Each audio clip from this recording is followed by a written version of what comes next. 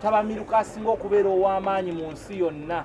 Bwe njogera mu nsi yonna tetutegeeza Africa yokka wabula tugamba nti no world over gye bayita Grammys emirundi 65. Mukama Katonda yatukwatirako ekisa ne tutuukayo n'oluyimba lwe baakola ne Matthew B abasinga gomanyi nga Mati B, era buli kimu tuzze tubawa beat by beat.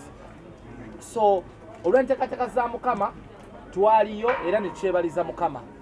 Wabula nga mwomanyi nti Mukama yagera kubaako omuwanguzi n'awangula naye ffe ekyo tekyatunyiiza kubanga era awadi yagenda mu Africa yakirya South Africa. So Eddy Kenzo musuuza bintu binnyo bibaddewo bukyanga afuluma ggwanga abasinga ne bayogera nga bwe basobola okwogera naye olunaku olwo tuzze kwebuuza ye kyali kitya ku lunaku olwo ng'oggyeko ebifaananyi akatengi twakalaba buli kimu tugenda banga tukola ki akitubuulya. So nja kusaba abaliyo mwenna olw'okuba nti kamera zino eziri wano ate zazigenda otuusawo kuba tasobodde kumukima ku kisaawe musobole okuba nti nno mumuleka yeeyogerere engeri gya representinze eggwanga. Is the most awarded artist in Uganda ewatali w'okuwannaanya era n'ebitiibwa byonna abikoze eki. Wogenda mu Grammys obanga oba omusambi w'omupiira oba otuuse mu World Cup si Champions League oba mu World Cup ate n'otuukira ddala ne ku semiki. Assalamu alaikum warahmatullahi wabarakatuh. Abana Uganda yogerako eribbo batubuulire. Alaikum salaam warahmatullahi wabarakatuh. Bonna bali eyo balamusizza naye okusingira ddala bano abali wano abanoonyeeko mbeebaza nesekwebaza yenna neyanzeege twala okusiima kwange eri management yange nnyo olw'okuba nti nno omukwano gwe bandaga guli under condition kyava mu kuba nti kati just bawagira buwagizi muyimbi oba n'okubanga bakola ebibasanyusa nga group naye they are helping a country. Olabira ddala nti kati omulimu gwe bakola it is for the country kubanga bino byonna bye tukola biri mu kushapinga line y'abalijja ate tomanya omu ku bana abali wano ayinza okubeera omwana we oba omuzzukulu oba kazini. So kyamukisa mulungi nnyo nti nno balina omutima ogwo omulungi oli neyerekereza emirimu gye n'asalawo ajje celebrating achievement gye tuba tusobodde okutuukako ng'eggwanga okutwaliza wamu. Biseera bisinga abantu abamu yabalooza nti achievement ya muyimbi naye ffenna bye tukoze tulina bye twalabirako ate ne batwegombesa okubanga tuteekamu amaanyi naffe tusobole okubaako wetutuuka. Wano tetuliwo lwakuba nti nno twazaalibwa buzaalibwa nogaaka ngende nkole kino, but obaako boolabirako nobeera inspired nogamba I think I can do that. Nowuliriza music w'omuntu ng'ayimbye nogamba I want my music to make people feel the same like that. And so olwaleero abantu baba bajja ne bannonako ku kisaawe abaana abo ne beerekereza emirimu gyabwe ne bajja oli n'abeerawo n'akulaga omukwano ebbanga lyonna, kiba kitegeeza nti ekyo nno takyekoledde eka, wabula ataddewo embeera. Omwana ali eyo alaba footage ono ng'abantu bakuyimba bakusanyukira, agamba nange njagala nteeka impact ku bantu bwetyo oba n'okusingawo. So mbeebaza nti omulimu gwe bakola munene mulungi nnyo era gugenda kuvaamu ebyengera. Guyinza obutavaamu byengera ssaawa eno naye gye bujjeeyo ng'oluusi weetuli oba twafa dda, abaana bangi abagenda okirabira kate bakole n'ebisinga ku byange byenkoze. Ate tomanya ayinza kubeera mwana waani, ayinza okuba owange oba owuwo gwajja oba tomanyi, naye Mukama aba akulese yaba ayina ensonga. So abo abaana mbeebaza nnyo, nsonyiwa okubamalako obudde obungi, naye mbaagala nnyo like we are family and thank you guys, mbaagala nnyo. Ekirala neebaza bannayuganda obuwagizi nalaba bungi nnyo, nnyo. Obuwagizi nze mbulaba, bannayuganda nze bampagira nnyo, nzize ndaba obuwagizi bwabwe mu bintu eby'enjawulo. Batuwagira nnyo mu biseera ebya kandabe, batandikira ddala ndowooza mu Zafrima ne tujja nga batuwagira mpaka mu BET omukwano ne gusukkira ddala mpaka ate mu Grammy kyabadde kyamaanyi nnyo. And I think that is how it's supposed to be, kubanga okubeera nominated mu Grammy it is already a win. Already ndowooza Beyonce yakafuna yasinga Grammys ennyingi neera naye kasita baagimuwa n'akaaba, ndowooza footage mwamulaba. So kinene na nsiima nnyo Mukama Katonda olw'okuba nti nno ffe tuva mu nfuufu, tuveeyo tuzaalibweyo n'amakubo teri. Bw'ogenda ewaffe ekyotera, nze gye nakulira Masaka naddala ekyotera n'amakubo, ekkubo erikutwala oluusi we baziika mama wange liyinza okukubula, naye bw'olaba nga osobodde okuveeyo, kulidde mu street ovudde mu haso n'otuuka mu room n'otuula nga teweerese bweresi naye ng'oli invited, ng'oli nomini. Abayimbi ne bava eri, buli muyimbi ndowooza yaliwo. This time around ndowooza mwagoberera mwakiraba, buli muyimbi wa America yali mu house, n'ataasobola kubeera nominated yaliwo, kwegamba ataasobola kukola ki ya performing, ataasobola performing yawagira, naye nga nange wendi ndi wali ntudde nabo. So it is really amazing okubeera ng'oli mu atmosphere bwetyo. Kizaamu amaanyi ne kiraga nti ebintu bisoboka, era essaala yokka gye mba nsaba okulaba nti ate oluusi tebikoma ku nze nzekka naye n'abalala basobole okubituukako bino.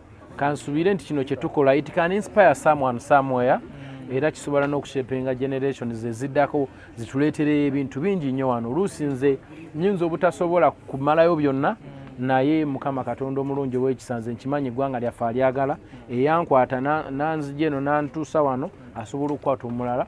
So mwebale nnyo, mwebalire ddala abannamawulire okuba nti nno muteekangamu obudde ne muteekamu time. Kawalya ne banno wano abasinga okungoberera mbamanyi nnyo mwenna, almost buli ali wano mumanyi, ate these are the people that always support me. So mbeebaza nnyo mwenna, n'abatasobodde kubaawo n'abatasobodde kujja naye nga dde baagala, mwenna mbaagala nnyo. So nze honestly speaking I'm not complaining at all, wabula nsiima busiimi bantu. Buno obutonotono obuyitamu mba mbuwulira mba mbulaba, naye obwo butono it's like just a quarter to 100, kubanga honestly speaking omukwano mungi. Bantu bampagidde nze sitoma, nze sinaamu kantu konna kayinza gamba nti naye no, bino ebisigadde it's just background noise. And naawe nga bw'omanyi abantu ebizibu babireetera Jesus, bamukuba ne bamutta ne bamufumita atalina kyakaze, ne bakola Nabi Muhammad naliko Emeka eyo ne bandaga story yalwana mu nsozi eyo n'abasajja be, naye ng'alwana n'abalabe. Yava ne Maka gye yazaalibwa n'abeera n'asenga e Madiina lw'abantu. So obwo obutonotono obuyitamu ngamba abawagizi bange nti tebabufaako, bubaamu. Ebintu bye tukola tebisobola butanyiiza abantu. Abantu abamu baba bajja kiraba bubi, abantu abamu buli w'owangula oli awulira ali defeated. Kuba olwaleero bwe mba nnyina omudaali guno ogwa golodi nzaani muganda wange ono Golodi taata wange nzaani asobola okubeera n'omudaali mu Uganda wano guno nzaani oba okitegeera n'oguleeta wano so it is amazing zinawadi zakabeerawo guno muludi gwa 65 gulaga 60 ndowooza ne muzeeyi wange by then yalina emyaka ng'ena so bwekibanga bwekityo bwekiri Mukama Katonda wamanyi okubanga nze nange mbiyingiddemu so awo enyinza okukoma fonaawo naye nebaza Mukama olwa Katonda n'ensi yange mpozi n'okwagala okutegeeza aba security nti whenever Mukama lwaba atuwadde omukisa abaana ne bajja okunkimako ku airport mubalekanga kuba ffe tetuli ba politician tetuli bannabyabufuzi we are celebrating achievements for our country this is our generation and we are happy these things are happening in our generation okitegeera so many generations they have died without witnessing this so this generation we have to be happy because we have witnessed the greatness you understand so there is no way we cannot celebrate we are still alive and these things are happening we have a Nickelodeon, we have BET, I have like Smanya about 10 entertainment, African Entertainment Awards, I have like 5 Freemas, we have everything, we have managed to perform a crossover, so there is no way we cannot celebrate these achievements. Many generations, zitasobodde kuwitnessinga bino bintu. Naye bwe tubanga ffe abalamu tubirabyeko ne tufuna n'essuubi nti bisoboka era n'abalala bangi abasobola obituukako so we have to celebrate it this is our generation and the most blessed one so temututya ffe tuli bannabyabufuzi there is nothing like we are conniving with this one or the other okitegeera tetwagala kuleeta buzibu bwonna oba okitegeera so tetulina buzibu tetulina mutawaana kubanga abaana baba stoppinga luli basiba abantu bangi leero batuganya okukola ebintu bye twagala okukola we are not doing anything wrong we are just celebrating the achievement of our country we are patriotic we love the country we wave the flag and that's why we are doing all this abantu neberekereza emirimu gyabwe tetulina musango so one love I'm not blaming anyone but I'm trying to let them know that tetulina problem we are just good people oba okitegeera so kama mulungi mwebale nnyo mwebalire ddala mwebale nnyo mwebalire ddala I'm happy buli muntu yenna gyali njagala amanye nti nze omutima gwange musanyufu era siina kyemmanja this is just the beginning saba Mukama Katonda tuteremu omukisa ate tusobole okubanga tuddeyo ne bwe mbanga sinzazeeyo mu Grammy omuyimbi omulala tulina okuleeta Grammy e Uganda kama mbaya ni mbaya tulaze kisoboka mukafubo akamanyi ne Busta Rhymes one of the greatest yeah n'abantu abalala benjawulo ate tumanyi oli musajja muwaguza oli muwutanyi tusuubire nti wadde awadi teyazze naye of course tugina olwedde ffe tuli bawanguzi olinayo ekyenjawulo kyewayizeeyo oba kyewafunyeyo ku era experience yabadde etya ng'olaba Rihanna ali wali abantu abakabi bonna babadde mu hall emu naye nga n'eddiriisa ow'e Masaka mwali bino ebintu nze mbi experiencing nnyo it is not the first time nze ntudde nnyo mu house n'abo abantu bangi I remember ku BET twalina meet and greet lwakuba I'm not a showbiz person bino ebintu by'okuba ebifaananyi kwata biki mbyerekereza kuba there is olugendo gye ndaga so ate nze I'm not a groupie saagala nnyo ebyo bintu byakwagala kakasa sirina muntu yenna gwe improvinga wrong but in the BET twalina meet and greet ebeerawo before Nenga, everyone is in the house. We meet and greet. My name is Swan, so this is where I come from. Attends, it's because banabana bampagira nyo social media bazonona. Nendo tuka eringa I'm very popular even in Grammy. Yeah, natuka mu Grammy I'm very popular nga buli muntu agamba who is Eddy Kenzo kubanga platform zonna bazibo kumalira dale banga lyonna so I thank God all is well. It's not new. Chakabyo kubanga oli mu house n'abantu abo all the time.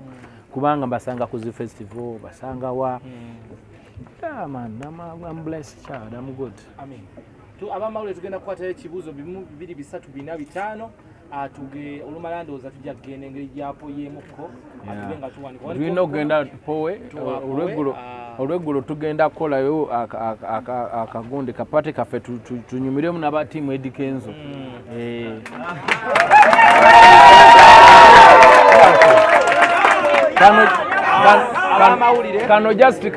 kano just kakudigidamu leero nti nkomyewo bulungi naye tulina pate eyaddala very soon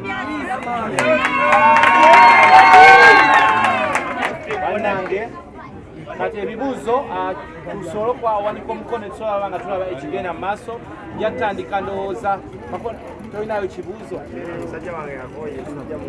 anything, yeah. akati